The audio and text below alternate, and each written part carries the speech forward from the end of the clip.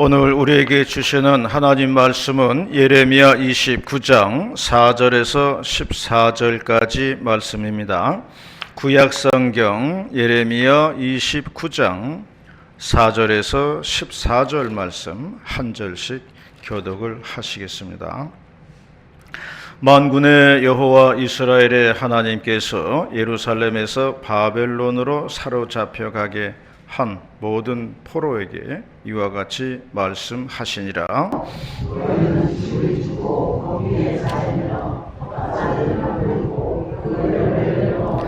아내를 맞이하여 자녀를 낳으며 너희 아들이 아내를 맞이하여 너희 딸이 남편을 맞아 그들로 자녀를 낳게 하여 너희가 거기에서 번성하고 줄어들지 아니하게 하라. 너희는 내가 사로잡혀 가게 한 그 성읍의 평안을 구하고 그를 위하여 여호와께 기도하라. 이는 그 성읍이 평안함으로 너희도 평안할 것이니라. 만군의 여호와 이스라엘의 하나님께서 이와 같이 말씀하시니라. 너희 중에 있는 선지자들에게와 점쟁이에게 미혹되지 말며 너희가 꾼 꿈도 고지 듣고 믿지 말라. 내가 그들을 보내지 아니하였어도 그들이 내 이름으로 거짓을 예언하니라. 여호와의 말씀이다. 여호와께서 이와 같이 말씀하시니라. 바벨론에서 70년이 차면 내가 너희를 돌보고 나의 선한 말을 너희에게 성취하여 너희를 이곳으로 돌아오게 하리라. 여호와의 말씀이니라. 너희를 향한 나의 생각을 내가 아나니 평안이요 재앙이 아니니라. 너희에게 미래와 희망을 주는 것이니라. 너희가 내게 부르짖으며 내게 와서 기도하면 내가 너희들의 기도를 들을 것이요 너희가 온 마음으로 나를 구하면 나를 찾을 것이요 나를 만나리라. 함께 봅니다. 이것은 여호와의 말씀이니라. 나는 너희들을 만날 것이며 너희를 포로된 중에서 다시 돌아오게 하되 내가 쫓아보내었던 나라들과 모든 곳에서 사로잡혀 떠났던 그곳으로 돌아오게 하리라. 이것은 여호와의 말씀이니라. 아멘. 서울대학교 병원에 정아무개 교수님이 있었습니다. 어느 날 환자가 소화기계통이 안 좋다고 이제 진찰을 받으러 왔습니다. 소화기계통 검사하는데 아무 이상이 없어서 다른 데를 검사해 보니까 췌장 쪽에 암세포가 발견이 되었다는 것이에요. 그러나 이미 때는 너무 늦어가지고 암세포가 손 쓸 수 없을 정도가 되었습니다. 가족들에게 이야기를 했죠. 가족들이 듣고서 펄쩍 뛰면서 하는 말이 이 사실을 절대로 비밀로 해달라. 남편에게 절대로 얘기하지 말라. 그렇게 부탁을 했습니다. 그러니 의사는 환자에게 그냥 그 사실을 숨기고 수술은 잘 되었습니다. 그렇게만 얘기할 수밖에 없었어요. 2달 후에 그 환자분이 갑자기 쓰러지게 되었고 이내 숨을 거두었다는 그런 이야기입니다. 그때 이 정 교수님 그때 깨달았다는 것이에요. 환자에게 병의 사실을 알려주어야 된다는 것을 알았다는 거예요. 그래야 2달 남은 기간 동안에 이 땅에서 정리할 것들을 정리하더라는 거예요. 그렇지 않으면은 정리를 못하고 가는 거예요. 고마운 분들에게 인사도 못하고 화해할 사람과 화해도 못하고 마지막으로 만나봐야 될 사람 만나지도 못하고 주변 정리도 하지 못하고 가게 되더라는 거예요. 이 정교사님도요, 정년을 2년 앞두고 방광암에 왔어요. 그래서 방광을 드러내고 이제 수술을 하셨다고 그래요. 그래서 한 2년 일찍 은퇴를 하고요. 병치료에 전념을 했죠. 의사다 보니까 몇 가지 이제 원칙을 세웠다 그래요. 절대로 무리하지 않는다. 자신에게 병이 온 원인이 스트레스 같다고 그러더라고요. 스트레스 때문에 온 것 같다고 그래요. 그래서 절대로 무리하지 않겠다. 그리고 짐들을 정리하기로 했다는 거예요. 살아가면서 짐들이 많잖아요. 교수니까 뭐 책이 많아요. 책도 다 정리하고 그러는 거예요. 자신이 살아있을 때 다 정리해야지, 안 그러면은 남아있는 사람들이 그거 다 치워야 되니까 고생한다는 거예요. 책 다 치우고. 이분이 또 와인을 좋아한다 그래요. 그래가지고 와인 좋은 게 많이 있었어요. 아껴 먹는 건데 그것도 싹 마셔버렸습니다. 정리해야 되니까. 남겨두고 가면 남은 사람들이 고생한다 그러면서 와인도 싹 마시고 버렸어요. 또 미루지 않겠다. 사과할 거 사과하고, 용서할 거 용서하고, 만나야 될 사람 만나고, 미루지 않겠다는 겁니다. 왜냐하면 언제 갈지 모르기 때문에 미루지 않겠다는 거예요. 이분이 이제 수년 동안 죽음에 대한 강의를 했어요. 유튜브에 보면 나와 있어요. 저도 이제 유튜브를 통해서 봤는데 굉장히 배울 점이 많이 있더라고요. 저도 공부를 많이 하게 되었습니다. 사람이란 존재는 항상 이렇게 나의 마지막을 생각하게 되어 있더라 하는 것을 말씀해 주고 있습니다.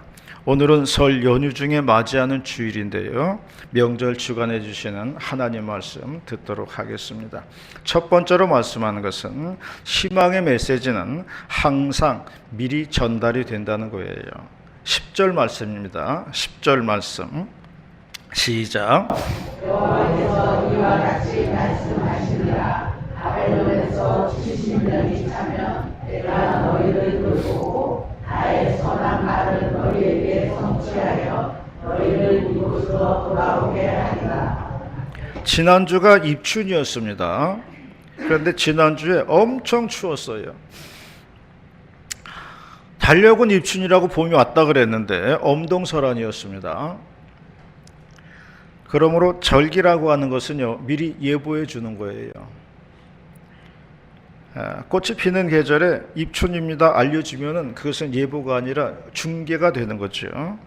그러므로 절기라고 하는 것은 항상 미리 알려주게 되어 있어요. 이제 곧 계절이 바뀌니까 준비해라 이 얘기예요.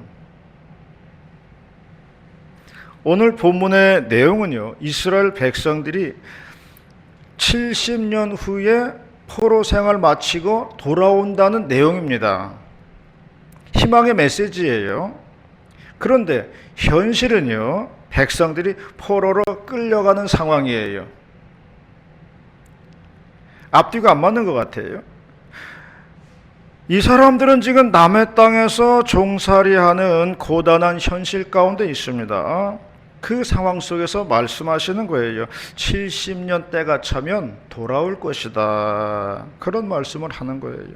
그러므로 희망의 메시지라는 것은요, 항상 미리 앞서서 우리에게 들려진다는 것을 기억해야 되는 거예요. 그러므로 우리가 하나님 말씀 받을 때요, 안 믿어질 때 있어요. 아니 나는 고난 중인데, 지금 나는 괴로운 시간인데 희망이 예보된다는 거예요. 내 주변 환경은 고난스러운데 희망의 메시지가 선포된다는 겁니다. 그래서 가슴이 와닿지가 않아요. 그러므로 우리가 생각을 해야 됩니다. 하나님의 희망의 메시지는 미리 내게 온다. 이것을 우리가 생각을 해야 돼요. 요즘 동계올림픽 한다고 그러는데요, 홍보가 안 돼가지고 많은 사람이 올림픽 하는지도 모르고 있었다고 그래요. 동계올림픽 영화 중에 쿨러닝이라는 영화가 있었습니다. 봅슬레이 선수들인데요, 자메이카 선수들이에요. 이 나라는 눈을 찾아볼 수가 없어요. 열대지방입니다. 봅슬레이 선수 4명의 선수가 썰매를 타고 달려가는 경기인데, 이 선수들이 동계올림픽에 출전을 한다고 하니까 사람들이 다 웃었어요. 눈도 내리지 않는 나라입니다. 얼음도 없는 나라예요. 그런데 동계 올림픽에 나간다는 것입니다. 그래서 선수들이요, 자기들이 선수 비용을 마련했다는 거예요. 자기들이 가진 물건들 바조에 나가서 팔고 뭐 이렇게 선수 비용을 만들어 가지고 돈을 모았어요. 얼음이 없으니까 풀밭에서 연습하더라고요. 언덕 풀밭에서 막 연습하고 이제 사람들이 다 웃었죠. 그러던 선수들이 결국 동계 올림픽에 자메이카 대표팀으로 출전을 한다는 그러한 영화예요. 내용입니다. 실제 있었던 일을 이제 영화로 만든 거예요. 그래서 입상은 못했지만은 출전하는 그 자체로서 큰 박수를 받았다 하는 이야기입니다. 이것이 올림픽 정신이라고 생각을 해요. 메달이 중요한 것이 아니라 얼마나 최선을 다했느냐, 이게 중요하죠. 히브리서 11장에는 말씀했습니다. 믿음은 바라는 것들의 실상이요 보이지 않는 것들의 증거다, 그런 말씀을 했어요. 그러므로 우리는 희망의 사람이 되어야 할 줄로 믿습니다. 지금은 비록 힘들고 어려운 형편일지라도 하나님께서 주시는 희망의 메시지를 듣고 힘을 내야 한다는 것이에요. 그러면은 언젠가는 하나님께서 뜻을 이루실 날이 온다는 것을 말씀해 주고 있는 겁니다. 구약의 엘리야 선지자는요, 바알과 아세라 선지자들과 영적인 결투를 벌여가지고 승리를 거둔 선지자였습니다. 그렇게 용감한 사람도요, 이내에 낙심의 시간이 찾아왔어요. 그래서 혼자 로뎀 나무에 앉아서 죽기를 구하였습니다. 하나님, 차라리 죽는 게 낫겠습니다. 그렇게 기도했어요. 그때 하나님께서 엘리야에게 떡과 물을 먹이시고 여호와의 산으로 가라고 하셨습니다. 엘리야가 기운을 차리고 여호와의 산으로 달려갔습니다. 천둥이 치고 번개가 쳤습니다. 거기에는 하나님의 소리가 없다고 했어요. 천둥과 번개 치는 소리가 끝나자 작고 세미한 소리가 들렸다고 했습니다. 그 소리는 뭐냐면 엘리야에게 다시 사명을 확인시켜주는 소리였어요.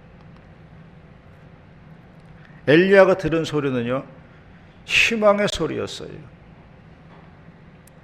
엘리야가 그 소리 듣고 생각했습니다. 난 아직도 그래도 쓸모가 있구나, 그렇게 생각했습니다. 난 아직도 그래도 할 일이 있구나, 그걸 생각했어요. 그리하여 엘리야는 힘을 내서 다시금 사명지로 달려 내려갔다는 그러한 말씀입니다. 그러므로 우리에게 희망을 주는 메시지는, 우리에게 힘을 주는 메시지는 희망의 소리다 하는 것이에요. 하나님께서는 우리에게 이렇게 희망의 메시지를 주신다 하는 것입니다. 비록 아직까지는 고난 가운데 있지만 하나님께서는 우리에게 희망의 소리로 오신다, 이것을 기억하시길 바랍니다. 낙심의 자리에서도 희망의 메시지를 듣는 저와 여러분이 다 되시기를 바라겠습니다. 두 번째로 말씀하는 것은 성실한 일상을 살라고 말씀을 했어요. 5절과 6절입니다. 5절과 6절 말씀 시작.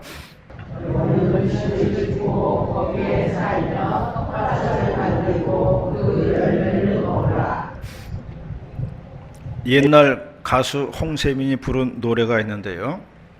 타향도 정이 들면 고향이라고, 그 누가 말을 했던가, 그런 노래 있었습니다. 여기서 한 곡 좀 불러볼까 했는데 저 목사는 맨날 설교 시간에 대중가에 부른다 그럴까봐 자제하도록 하겠습니다. 하여간 그 노래의 주제는 타향에서도 정을 붙이고 열심히 살자는 내용이에요. 타향도 정이 들면 고향이 된다는 이야기입니다. 오늘 본문 말씀 보니까요, 텃밭을 열심히 가꾸라 그랬어요. 상추를 심고 고추도 심고 그리고 그 열매를 먹으라고 그랬어요. 시집 장가 가서 아이들 열심히 낳으라고 그랬습니다. 그래야 인구가 줄어들지 않게 하라고 했어요. 비록 남의 나라에 잡혀와서 있는 형편이지만은 정상적인 일상생활을 하라는 거예요. 그러면 어느 날 하나님의 때를 맞이할 것이다. 그런 말씀을 하고 있는 것입니다. 어떤 임금님이 왕세자 비가 될 며느리를 얻기 위해서 온 나라에 방을 붙이고 또 귀한 집안의 귀수들 모아서 또 일일이 면접을 해 보았습니다. 그 중에 이제 10명의 후보자가 이제 10명의 처녀가 이제 뽑히게 되었는데요. 그 중에서 이제 한 명을 뽑아야죠. 이 시아버지 되는 임금님이 이 10처녀에게 한 가지 숙제를 내주었습니다. 쌀을 가득 담은 주벌을 하나씩 주면서 이것을 가지고 열흘 동안 먹고 지내다가 오너라, 그렇게 명령을 했어요. 이제 쌀을 한 주발씩 받아간 처녀들 중에 열흘 동안 먹고 살아야 되니까 어떤 처녀는 이것을 가지고 죽을 쑤어서 먹었습니다. 뭐 오랫동안 먹어야 되니까요. 어떤 처녀는 10등분 해가지고 조금씩 나누어서 열흘 동안 아껴서 먹었습니다. 그리고 열흘 후에 다시 10처녀가 궁전으로 돌아왔는데 다들 비실비실하더라는 거죠. 그도 그럴 것이 밥집을 하나 가지고 열흘을 먹으니까 다들 영양실조 상태라는 거죠. 그런데 유독 한 처녀는 얼굴이 환하고 예뻐졌을 뿐만 아니라 떡을 한시로 만들어 가지고 머리에 이고 오더라는 거죠. 이를 의아하게 여긴 임금님이 그녀에게 물어보았습니다. 아니, 다들 비실비실한데 너는 어떻게 이렇게 얼굴이 뽀얗냐? 그리고 어떻게 떡까지 한시로 해가지고 들고 올 수 있었냐? 물어보았어요. 그랬더니 그 처녀가 하는 말이, 임금님께 받은 쌀을 가지고 떡을 만들어 가지고 나가서 장사를 했습니다. 그랬어요. 거기에서 남은 이윤으로 또 쌀을 사고 또 떡을 만들어 팔고 해서 저도 먹고 식구들도 먹고, 그리고 올 때 떡시로 하나 이고 왔습니다. 그렇게 대답을 했다는 거예요. 그래서 임금님께서 결국 그 처녀를 왕세자비로 이제 간택을 했다 하는 그러한 이야기입니다. 하늘은 스스로 돕는 자를 돕는다 하는 말이 있어요. 열심과 성실함으로 살 때에 하늘도 도와주신다는 말씀이에요.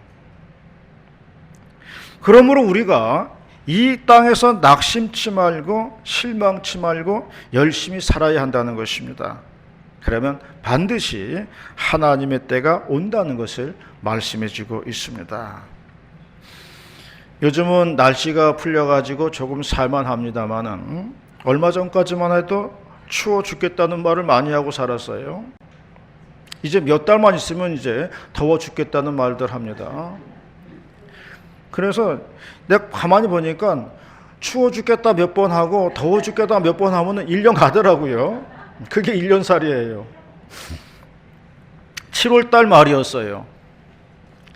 한밤중에도 열대야가 막 푹푹 찌는 여름밤이에요. 제가 구례동에 있는 그 호수공원 있어요. 호수공원에 바람 쐬러 밤에 나갔습니다. 밤에도 에어컨 없으면 살 수 없는 시간이에요. 열대야 때문에. 호수공원에 가보니까요, 그 밤에 많은 사람들이 나와 있더라고요. 근데 노는 사람은 한 사람도 없어요. 전부 그 사람들이 운동을 하고 있는 거예요. 뭐 반바지 입고 막 뛰더라고요. 그 더워 죽겠는데도, 그 무더위에도 가만히 있어도 땀이 나는데 막 뛰는 사람들이 있어요. 저는 그래서 놀랐어요. 야, 이렇게 더운 날씨에도 운동을 하는 사람들이 있구나. 그거 보고 놀랐어요. 반 바퀴 걸어가니까요, 이번엔 저쪽에서 무슨 체조 동호회가 있나 봐요. 음악 스피커에 맞춰가지고 한 30명이 삥 둘러가지고 가운데 스피커 음악 나오는 것 갖다 놓고서 막 음악에 맞춰서 체조를 하더라고요. 나는 또 놀랐어요. 이 무더위에 이렇게 체조하는 사람이 많다는 것을 보고 또 놀랐습니다. 호수공원 2바퀴 돌고 오면서요, 야, 제가 느낀 건 뭐냐면 사람들이 참 열심히 사는구나, 제가 그걸 느꼈어요. 사람들이 열심히 살고 있더라고요. 그런 것을 보면서 나도 정말 열심히 살아야 되겠구나, 그런 생각이 들더라고요. 오늘 성경 본문도요, 열심히 살라는 거예요. 사는 장소가 어디든지 관계없이 나에게 주어진 시간을 열심히 살라는 것이에요. 그래서 찬송가 438장 가사가 이렇게 되어 있습니다. 높은 산이 거친 들이 초막이나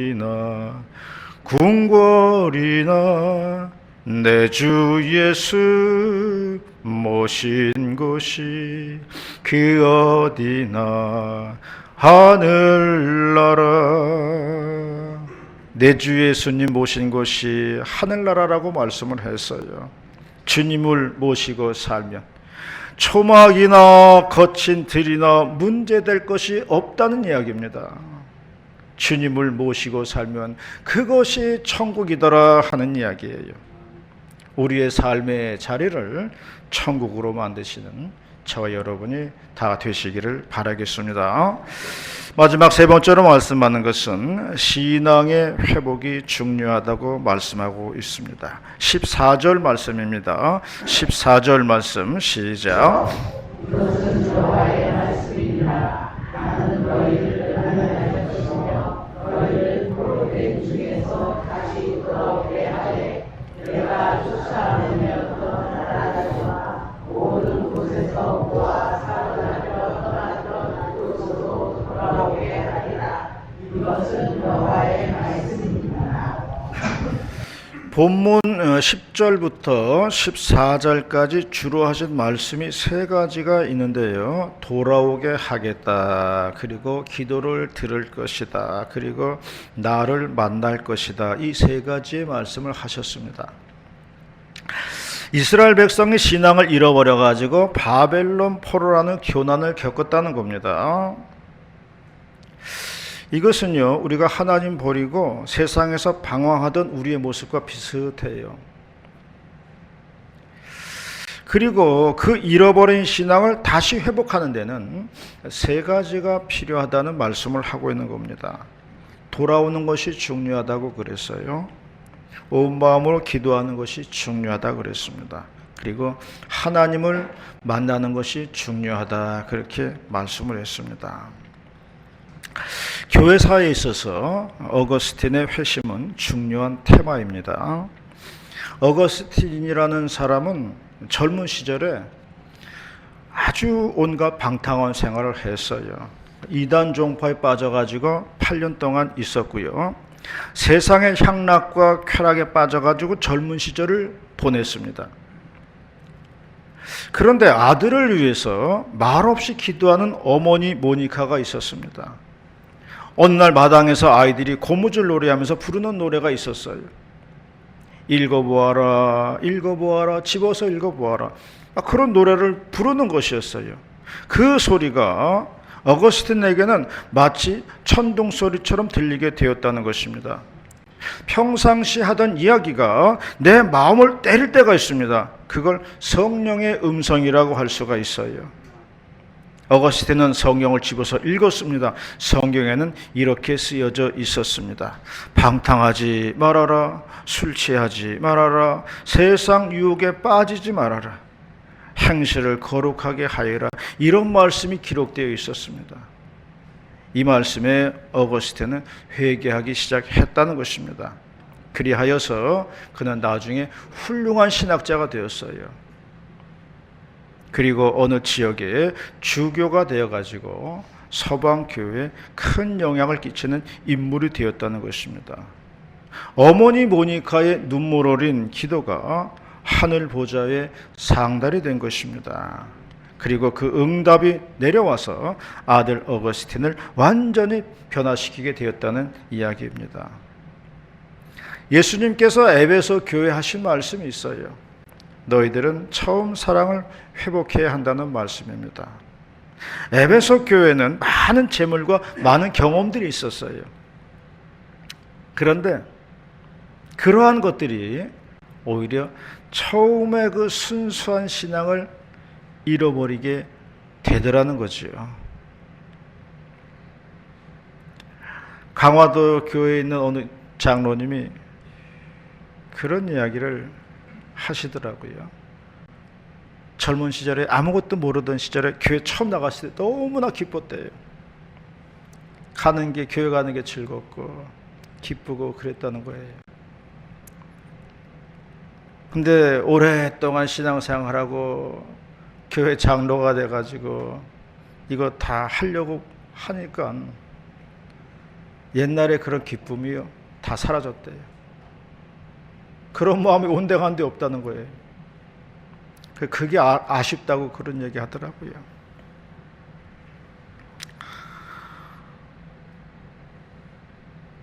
그래서 제가 대답할 거는 다른 건 없죠. 그럼에도 불구하고 우리가 초심의 그 마음을 잊어버리면 안 됩니다. 그렇게 얘기할 수밖에 없었어요. 그럼에도 불구하고 우리가 처음 사랑, 초심의 마음, 그 믿음을 잃어버려서는 안 되겠습니다. 그렇게 얘기했어요. 우리들 다 마찬가지예요. 처음 믿었던 그 순수한 신앙 다시금 회복하고 돌아가야 된다는 거예요.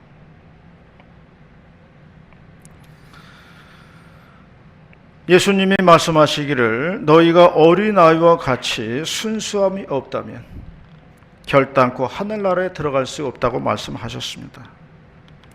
우리의 마음이 세월을 살아오면서 많이도 오염이 되었다는 것입니다. 그래서 신앙의 회복이 중요하다는 말씀이에요. 나이가 들면 다시 어린아이가 된다고 하는데 우리도 어린아이처럼 이러한 신앙의 순수성을 다시 회복해야 될 줄로 믿습니다. 그 마음으로 하늘나라를 볼 수 있고 내 마음을 천국으로 만들고 사는 우리 모두가 다 되시기를 축원합니다. 기도하시겠습니다. 은혜롭고 자비로우신 하나님 아버지, 오늘 명절 주관해 주시는 귀한 말씀 감사드리옵나이다. 가슴 신비에 새기게 하옵시고 주께 영광 돌리면서 마음의 천국을 이루면서 살아가는 복된 성도들 다 될 수 있도록 인도하여 주시옵소서. 감사드리올 때에 예수님의 이름으로 기도드리옵나이다. 아멘.